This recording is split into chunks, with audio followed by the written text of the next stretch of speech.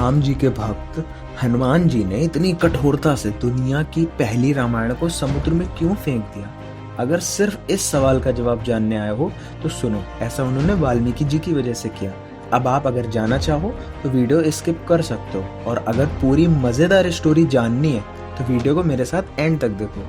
तो चलो देरी ना करते हुए वीडियो को आरंभ करते हैं। तो हाय हेलो नमस्ते, स्वागत है आप सभी का मेरे और आपके इस यूट्यूब चैनल सस्ता ज्ञान में।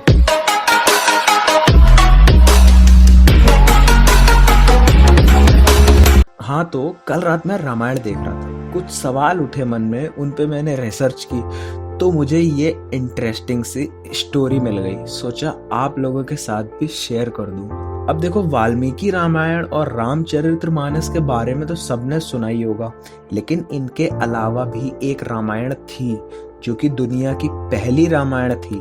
अब उसका नाम था हनुमद रामायण। अब सोचो किसने लिखी होगी?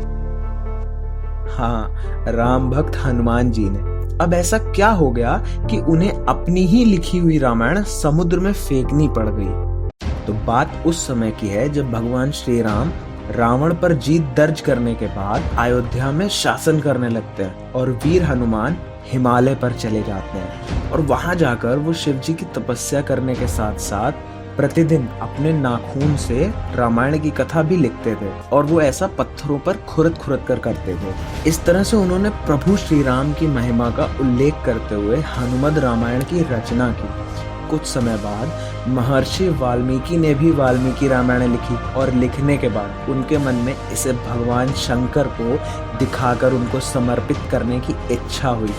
वो अपनी रामायण लेकर शिव के धाम कैलाश पर्वत पहुंच गए।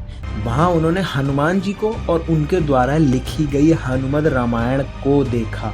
हनुमद रामायण के दर्शन कर वाल्मीकि जी बहुत ही बुरी तरह से हताश और निराश हो गए। अब वाल्मीकि जी को निराश देखकर हनुमान जी ने उनसे उनकी निराशा का कारण पूछा, तो महर्षि बोले कि उन्होंने बड़े ही कठिन परिश्रम के बाद रामायण लिखी थी, लेकिन आपकी यानी कि हनुमान जी की रामायण को देख के लगता है कि अब मेरी रामायण उपेक्षित हो जाएगी, क्योंकि आपने जो लिखा है उसके सामने मेरी रामायण कुछ भी नहीं है।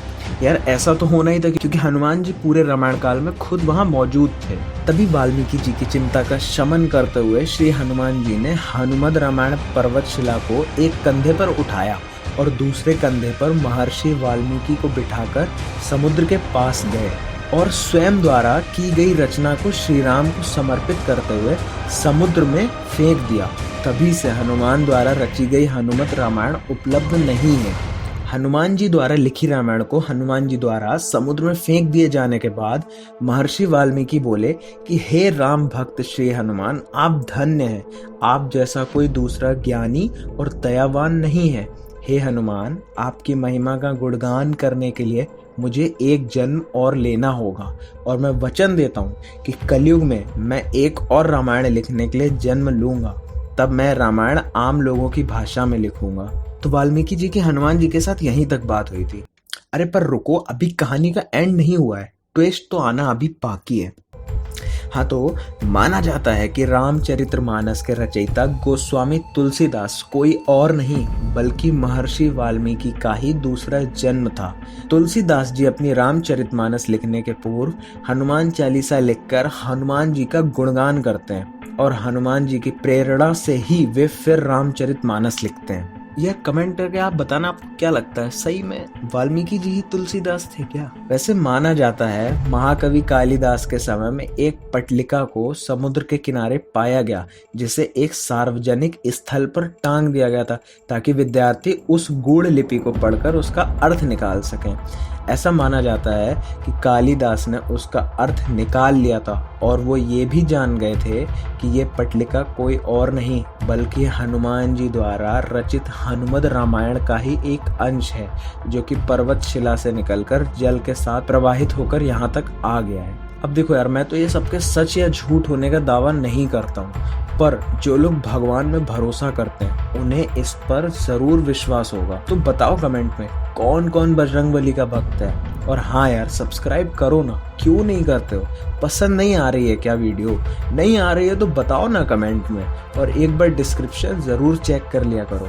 चलो वीडियो को लाइक करो और मिलते हैं अगली वीडियो में।